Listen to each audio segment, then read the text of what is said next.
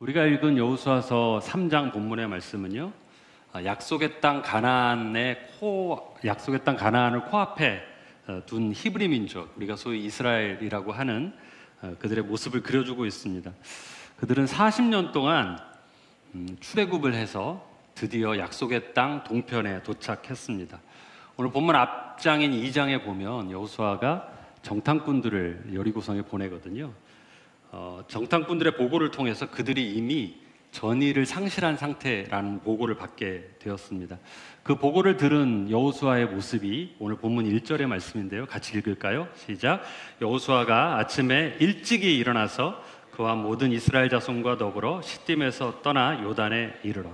여호수아가요, 일찍 일어났습니다. 그럴 만도 하지 않겠습니까, 여러분?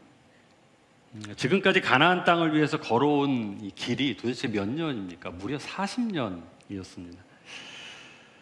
이제 드디어 그 땅이 손에 잡힐 듯이 눈앞에 와 있습니다. 뿐만 아니라 그 땅에 있는 사람들을 하나님께서 그 땅을 이스라엘 백성들에게 주시기 위해서 두려움 속에 던져 넣으셨습니다. 기다릴 이유가 전혀 없는 것이죠. 하루라도 빨리 달려가서 그 땅을 취하고 싶은 것이 여호수아의 마음이었을 거예요. 그러니까 아침 일찍 일어나서 요단강 거기까지 간 것 당연하죠.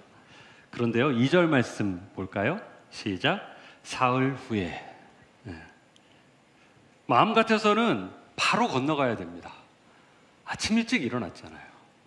그런데 그 요단 동편에서 하나님께서 이스라엘 백성들로 하여금 사흘을 기다리게 하십니다.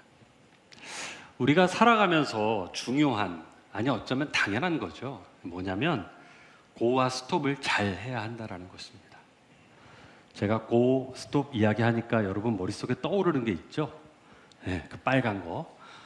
네, 맞습니다. 그거 할 때도 고와 스톱을 잘 해야 돼요. 어디 가서 선교사가 뭐 그런 것만 늘 한다 이러 하지 마세요. 그런데 그거 할 때 조금 잘못해도 우리 인생이 크게 어긋나지는 않아요. 그런데 여러분, 우리가 살아가면서 인생에서 마주하는 많은 선택의 기로에서 우리가 갈 것인가 말 것인가 선택을 잘못하면 그것이 때로는 우리의 생명까지도 좌지우지할 수 있다는 사실을 여러분 꼭 기억하시기 바랍니다. 사무엘서 2장에 보면 사무엘하입니다. 사무엘하 2장에 보면 사울과 사울의 여러 아들들이 죽어요. 그리고 나서 이스보셋이 이스라엘의 왕으로 세워지고요. 반대편의 유다 지파에서는 다윗을 왕으로 세웁니다. 그 이스보셋 쪽에는 아브넬이라는 장수가 있었고 다윗 쪽에는 요압이라는 장수가 있었죠. 이 양편이 기브온 연못가에서 한판 싸움을 벌입니다. 그런데 요압 쪽이 이기는 거예요. 그래서 아브넬과 군인들이 도망을 갑니다. 그때 요압의 동생이었고 성경이 뭐라고 묘사하고 있냐면 그의 발이 들노루처럼 빠른 사람이라고 기록하고 있는 아사헬이 아브넬을 잡으러 쫓아갑니다. 사실 쫓아가서는 안 되는 상황이었어요. 왜냐하면 여러분, 아브넬이라는 사람은 장수였거든요. 전쟁에 굉장히 능한, 표현하자면 호랑이 같은 사람이었어요. 그런데 이 아사헬은 그에 비하면 하룻강아지 같은 사람이었던 거죠. 아사헬이 아브넬을 쫓아가는데 아브넬이 뒤를 돌아서 이렇게 이야기해요. 나 쫓아와서 괜히 나와 네 형 요압 사이에 곤란한 상황을 만들지 말아라. 그냥 네 주변에 있는 저 쫄병들 몇 명 죽이고 공 세우고 돌아가라. 이렇게 아브넬이 이야기해요. 스탑하라는 거죠. 그런데 아사헬이요, 이 말을 듣질 않아요. 상대 진영의 실세가 아브넬이었잖아요. 아마 그 마음에 이 실세를 잡음을 통해서 공을 세워보겠다라는 욕심이 있었던 것 같아요. 그래서 계속 고합니다. 결국 어떻게 되었을까요? 아브넬이 창으로 아사헬을 찔러 죽입니다. 여러분, 서라면 서야 돼요. 멈추라면 멈춰야 합니다. 반대 이야기도 있습니다. 가라 하시면 가야죠. 가라 하시는데 가지 않아서 지중해 고래밥이 되었던 요나, 여러분 다 아시죠? 사랑하는 청년 여러분, 너무나 당연한 것 같지만 가야 할 때 가고 서야 할 때 서는 지혜가 여러분에게 있기를 주님의 이름으로 축복합니다. 한국에 들어와 보니까요, 청년 시대는 가야 되는 시기인 것 같아요. 그런데 멈춰 있는 청년들이 너무 많다라는 이야기를 들었습니다. 참 가슴 아픈 이야기예요. 혹시 여러분 멈춰 있다면 주님이 여러분의 길을 인도하실 때 그 길을 걸어가는 여러분 되시기를 주님의 이름으로 축복합니다. 여러분의 인생에 하나님이 말씀하시거나 혹은 주변의 사람들을 통해서 말씀하실 때 그 말씀 고 혹은 stop 그 말씀에 순종해서 여러분의 인생이 더 망가지기 전에 여러분의 자세를 바꿀 수 있는 은혜가 있기를 주님의 이름으로 축복합니다. 단순히 가고 서는 것이 상식과 지혜의 문제라면 사실 그보다 더 중요한 것은 뭐냐면 무엇이 나의 가고 서는 것을 결정하느냐 하는 것입니다. 여러분, 여러분의 인생에 여러분이 가고 서는 것을 무엇이 혹은 누가 결정합니까? 대부분의 사람들은 자기 생각을 따라서 인생의 길을 걸어갑니다.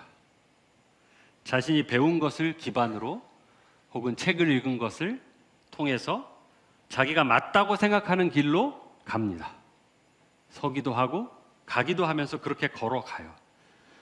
물론 그렇지 않은 사람들도 있습니다. 어떤 사람은 아무 생각 없이 살아가는 사람들도 있는 것 같아요. 또 예나 지금이나 친구 따라 강남 가는 사람들도 없지 않습니다. 오늘 본문은요, 우리가 무엇을 따라 가고 무엇을 따라 서야 하는지를 명확하게 알려주고 있는데 3절 말씀 같이 보겠습니다. 시작. 백성에게 명령하여 이르되 너희는 레위 사람 제사장들이 너희 하나님 여호와의 언약궤 매는 것을 보거든 너희가 있는 곳을 떠나 그 뒤를 따르라. 이스라엘 백성들이 무엇을 보고 따라갑니까? 무엇을 보고 따라가요? 너무 성경 본문이 빨리 주어졌나 봐요. 그냥 언약궤를 보고 따라가라는 거예요. 언약궤가 상징하는 것은 무엇입니까? 언약궤는요, 하나님의 실존, 하나님의 임재를 의미합니다. 즉 언약궤를 보고 따라간다라는 것은 여호와를 보고 따라가라는 것이고 그것을 지금 오늘 우리의 삶으로 가져오면 우리에게 주어진 하나님의 말씀을 따라 성경을 따라 살아가라는 거예요. 언제 우리에게 하나님이 기이한 일들을 이루어 가시느냐? 우리가 하나님의 말씀을 따라서 가고 하나님의 말씀을 따라 설 때 하나님께서 우리의 삶에 기이한 일들을 이루신다는 사실입니다. 저는 지난 17년 반 정도 기간 동안에 한국 선교사 자녀들, 영어로 하면 미셔너리 키즈라고 하죠. 줄이면 MK라고 합니다. 이 MK들과 함께 가정공동체에서 생활을 했습니다. 아이들이 학교에 가서 공부를 하니까 아이들의 이 지적인 영역, 공부의 영역은 제 관할이 아니에요. 저는 아이들과 함께 생활하면서 아이들의 인성과 영성을 케어하는 일들을 해왔습니다.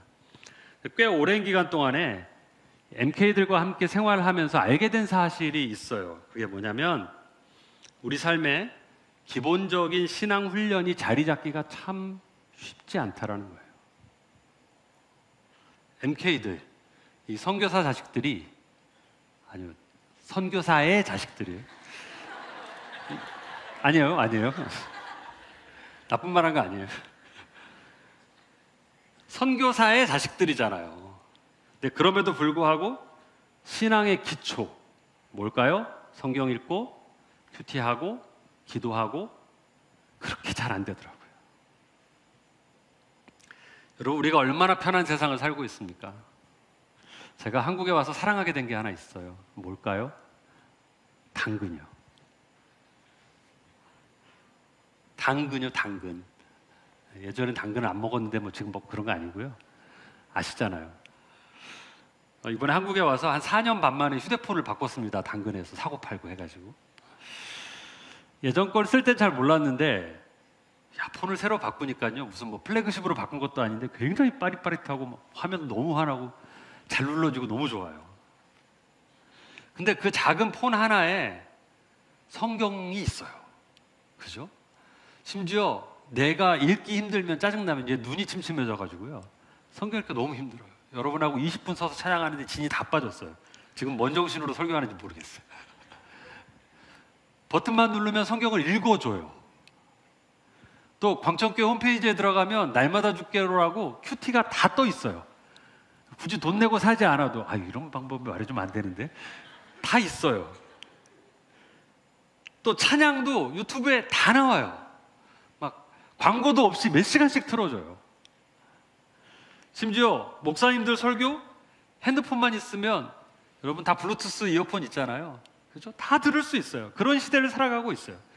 무슨 말이냐면 별로 어렵지도 않아요. 그냥 클릭 몇 번만 하면 내가 가고 내가 서야 될 때를 알려주시는 하나님의 말씀을 언제 어디서라도 들을 수 있는 시대가 되었다고요.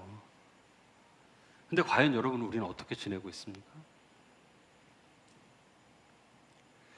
사랑하는 여러분, 우리가 우리 자신의 판단이나 세상의 기준을 따라서 가고 서는 것 결정하면요, 절대 하나님께서 우리의 삶에 기이한 일들을 이루어주지 않으세요. 시편 119편 105절 말씀 같이 읽습니다.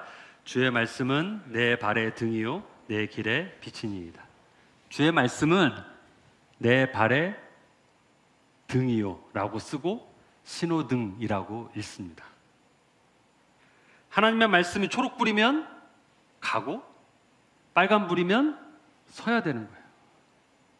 주의 말씀이 내 길에 비춰지면 라이트 온 하면 가야 되는 것이고 오프 하면 서야 되는 거예요.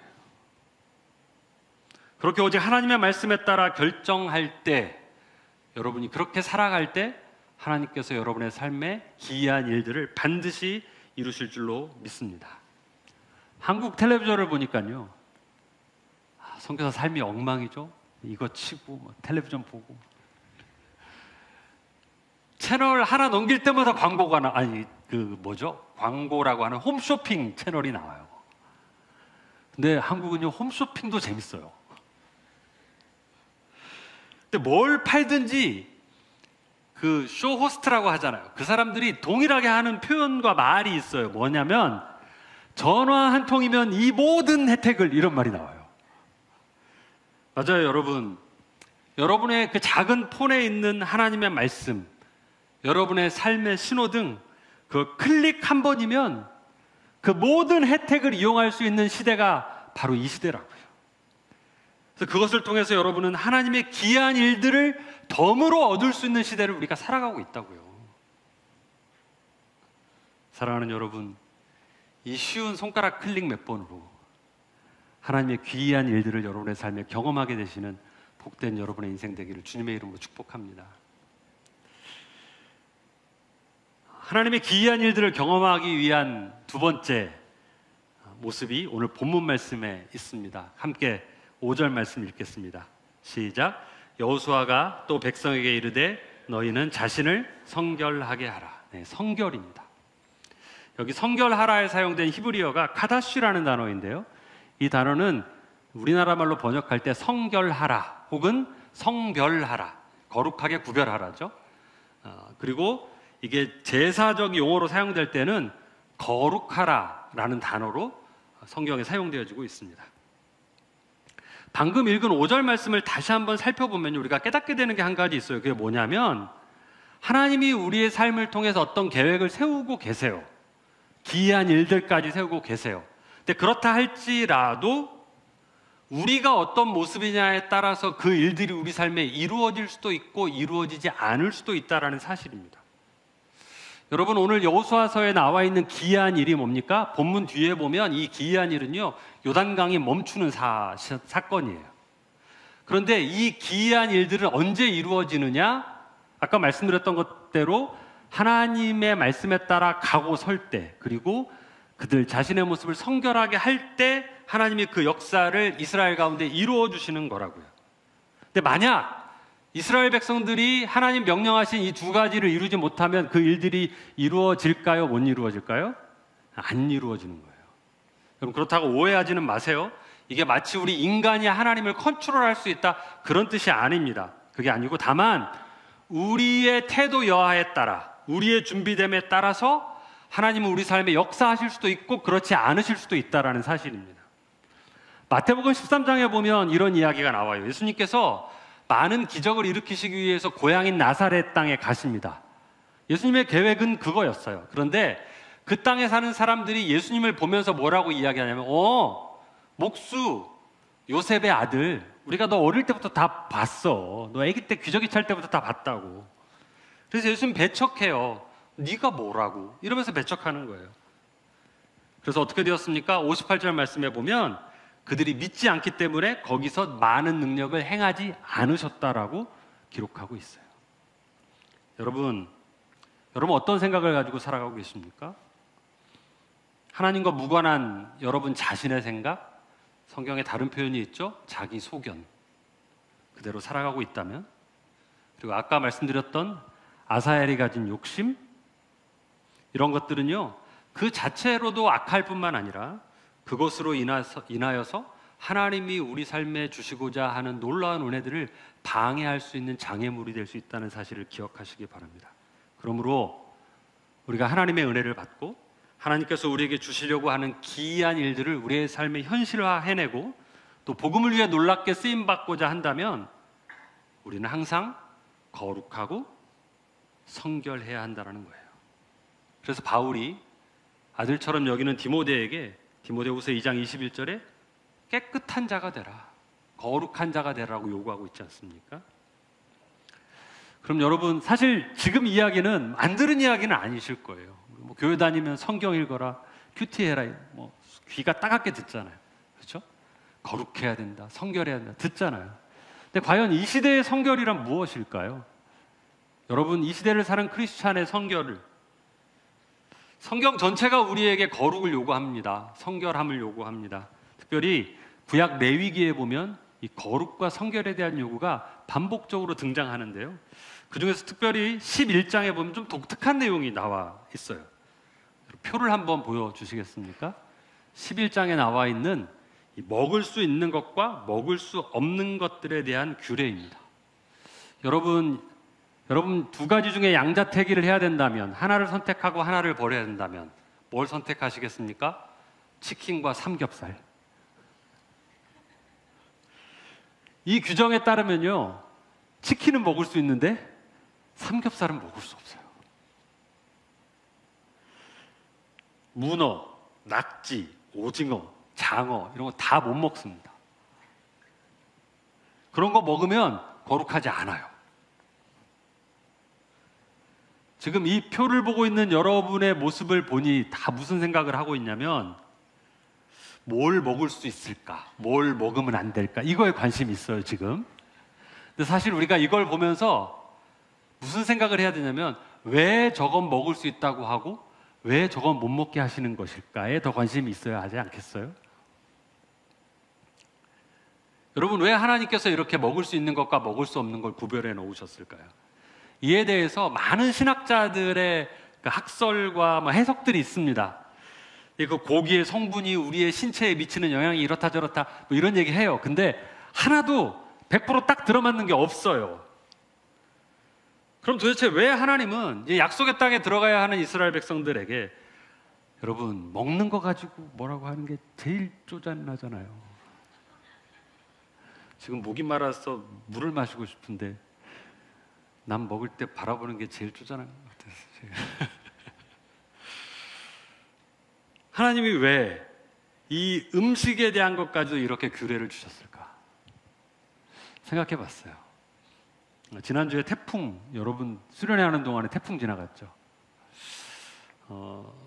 영동 지역의 속초가 또 이번에 물난리가 났더라고요. 안타깝게도. 여러분, 이렇게 홍수가 나서요, 또 쓰나미가 일어서 강물이나 바닷물이 이렇게 육지를 덮치잖아요. 그 땅과 물이 만나는 거죠. 이렇게 만나면 누가 손해예요? 땅이 손해예요? 물이 손해예요? 땅이 손해죠. 그렇죠? 좀 죄송한 표현일 수 있습니다만 물 입장에서 보면 물은 좀 횡재하는 거예요. 왜냐하면 평상시 못 가보던 차 속에도 들어가 보고 그러잖아요. 집 속에도 들어가 보고 다 들어갔다 오는 거잖아요. 손해볼 게 하나도 없습니다. 그래서 자기가 빠져야 될 때 다시 자기가 쏙 있던 자리로 그냥 빠져나가면 단 하나도 손해보는 게 없어요. 물 입장에서는. 여러분 마찬가지예요. 믿는 사람과 믿지 않는 사람이 똑같이 살면, 다시 말해서 믿는 사람의 삶에 하나님 없는 믿지 않는 세상 문화가 쑥 들어왔다 나가면요, 세상은 하나도 손해볼 거 없다고요. 누가 손해봐요? 예수 믿는 하나님의 사람들의 영적 손해는 어마어마한 것입니다. 그래서 하나님이요, 믿는 사람들이 그런 손해를 받지 않도록 그들의 삶에 주시고자 하시는 그 기이한 일들이 이루어지게 하시기 위해서 세상과는 좀 구별된 삶을 살라고 이 말씀을 주신 거예요. 어떻게요? 아주 상징적인 거예요. 여러분, 사람이 먹는 게 가장 기본적이고 1차원적인 거잖아요. 그거를 통해서 우리에게 뭐라고 말씀하시느냐? 너희가 세상 사람들 먹는 거 다 먹고 세상 사람들 가는 데 다 가고 세상 사람들 하는 것 다 하고 그렇게 살면서는 하나님이 요구하시는 그 거룩한 삶, 성결한 삶, 성별된 삶, 하나님의 기이한 일이 일어날 수 있는 그런 삶 살아갈 수 없다고 우리에게 말씀하시는 거예요. 베드로전서 1장 15절 16절입니다. 오직 너희를 부르신 거룩한 이처럼 너희도 모든 행실에 거룩한 자가 되라. 기록되었을 때 내가 거룩하니 너희도 거룩할지어다 하셨느니라. 모든 행실에, 즉 다 먹고 다 가고 다 하고의 영역에서 아유 하나님 요즘은 다 그렇게 해요, 다들 그래요 가 아니라 하나님의 사람이기 때문에 절제하라는 것입니다. 저는 이것이 오늘 이 시대를 살아가는 저와 여러분에게 주시는 성결의 요구라고 믿습니다. 세상 사람들 다 한다고 다 하지 마세요. 다 간다고 다 가지 마세요. 모든 행실에서 조금씩 절제하세요. 거룩하게 구별된, 즉 성결된 삶을 살 때, 절제된 삶을 살 때 하나님은 여러분의 삶에 기이한 일을 행하실 줄로 믿습니다. 이제 말씀을 정리하기 전에요, 마지막으로 여러분에게 한 가지만 묻겠습니다. 만약 오늘 제가 여러분에게 드린 말씀처럼 여러분이 하나님의 말씀에 따라 가고 서면서 또 세상과는 성별된 절제된 삶을 살아갈 때 여러분은 하나님께서 여러분의 삶에 어떤 기이한 일들을 이루어 가시기를 원하십니까? 한번 생각해 보세요. 상상은 자유니까. 열흘 전에 제 아들이 2002년생입니다. 태국에서 자랐고요. 지금은 미국에서 공부하고 있어요. 잠깐 여기 들어와서 지금 어디 앉아 있을 거예요, 여기. 또 집에 가면 자기 얘기했다고 뭐라고 할 거예요, 저한테. 제 고향인 전주에 내려가서 신검을 받았습니다. 해외에서 자라다 보니까 이 군대에 대한 막연한 두려움이요, 한국에 있는 분들보다 훨씬 많아요. MK들이 특징이 그래요. 신검을 받으러 전주에 이제 차를 운전해서 가는 둘이 내려가는데 동안에 계속 면제 받으면 좋겠다, 면제 받으면 좋겠다 이런 얘기 하는 거예요. 어쩌면 아마 혼자 하나님 앞에 기도도 했을 거예요. 믿음도 괜찮아요. 그래서 기도도 했을 거예요. 여러분, 그래서 몇 급 받았을까요? 네, 1급 받았습니다. 키 187에 78kg. 체육교육과 다니거든요. 몸도 좋아요. 이 양복 아들한테 제가 물려받았어요. 몸도 좋고 얼굴도 저보다 훨씬 잘생긴 이 신체 건강한 대한민국의 청년이 만약 1급을 못 받고 기이하게 실이 면제를 받았으면 여러분, 그게 정말 기이한 일일까요? 그거는요, 부모 입장에서 보면 너무 당황스러운 일이에요. 그리고 세상적으로 보면 기이한 게 아니고 기괴한 일이에요. 그렇잖아요. 저는 그날부로 얘를 종합병원에 데려갔을 거예요. 여러분은 어떤 기이한 일을 기대하십니까? 오늘 본문에 나와 있는 기이한 일은 요단강이 멈추는 일이었어요. 강이 멈춘다라는 것은 이 자연의 현상을 고려해 볼 때는 기이한이라는 단어를 쓸 수 있는 일이죠. 그렇죠? 그런데 또 생각해 보면 강이 멈추는 것이 과연 본문 속에 있는 이스라엘 민족에게 정말 기이한 일이었을까? 그냥 생각해 봤어요. 의문을 가지고. 왜냐하면요, 여러분, 지금 요단 동편에 서 있는 이 이스라엘 민족, 이 사람들이 만나 세대라고 하는 사람들이거든요. 광야에서 태어난 사람들이에요. 이 사람들은 직접 경험은 하지 못했지만 하나님께서 그 위대한 나라인 애굽을 어떻게 초토화시키셨는지 그 부모 세대로부터 다 들은 사람들이에요. 그리고 심지어 그 큰 바다인 홍해를 건너게 하셨다라는 것도 다 들었어요. 이건 간접 경험이죠. 근데 또 이 사람들은 무슨 직접 경험을 했냐면 태어날 때부터 구름 기둥과 불 기둥이 날마다 자기들의 삶을 인도하는 걸 경험한 사람들이에요. 여러분, 구름 기둥과 불 기둥이 날마다 우리를 인도하는 게 기이해요, 안 기이해요? 기이하잖아요. 게다가 아까 레위기에 먹는 거 나왔잖아요. 이 사람들은 먹는 것까지도 기이한 것을 경험했어요. 음식이 기이해. 이들이 먹고 지금까지 살아온 게 뭐예요? 만나잖아요. 만나. 여러분, 보통 먹는 게 땅에서 자랍니까? 하늘에서 내려옵니까? 하늘에서 내려와요? 제가 잘못 들었죠? 그건 애니메이션에서나 있는 거예요. 먹는 건 땅에서 자란다고요. 근데 만나는 땅에서 자라요? 하늘에서 떨어져요? 하늘에서 떨어지잖아요. 기이한 거로. 그러니까 이들의 삶은 사실은 온통 기이한 것으로 가득 찬 삶이었어요.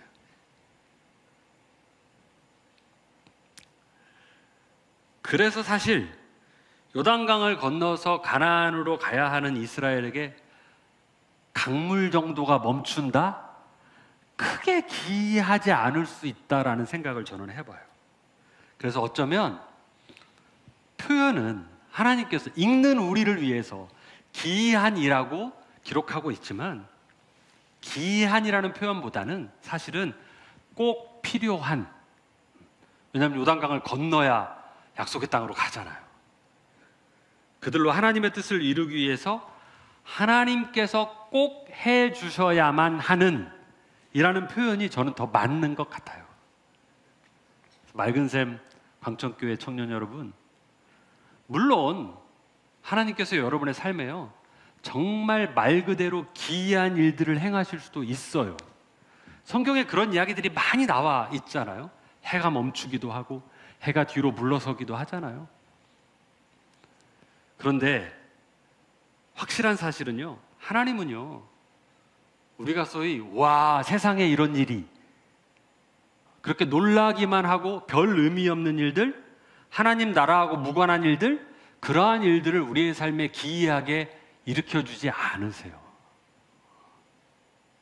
그래서 저는 다윗의 고백을 여러분에게 소개해드리고 그 고백이 저와 여러분의 기도가 되었으면 좋겠다 하는 마음이 있습니다. 시편 131편 1절 말씀 함께 읽겠습니다.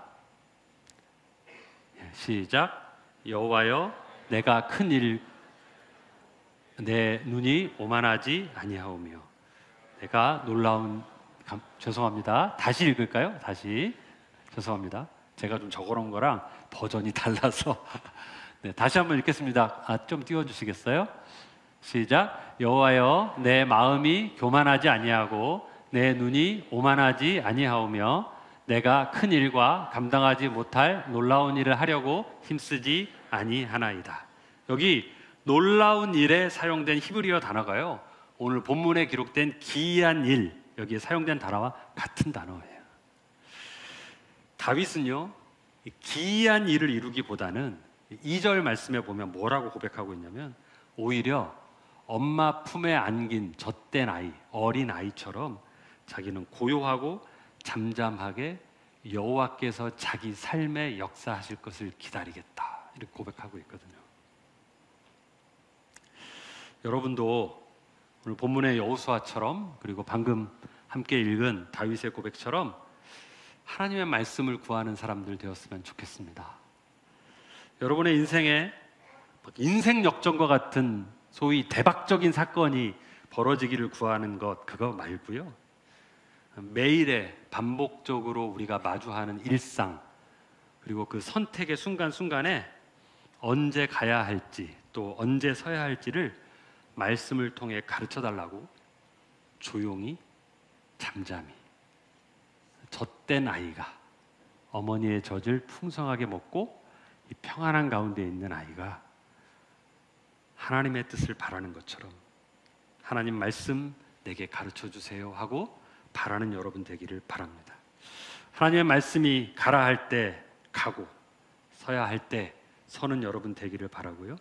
또 모든 일에 절제하는 성결의 사람들 되시기를 바랍니다. 그렇게 세상과 구별된 성결한 삶을 살아가는 여러분이 될 때 우리의 삶이 오늘 이스라엘 민족에게 기이한 일을 이루어 주신 그 하나님의 역사로 가득한 삶, 그래서 여러분의 삶에 모두가 그 하나님의 기이한 일들을 경험하게 되는 은혜가 있기를 주님의 이름으로 축복합니다.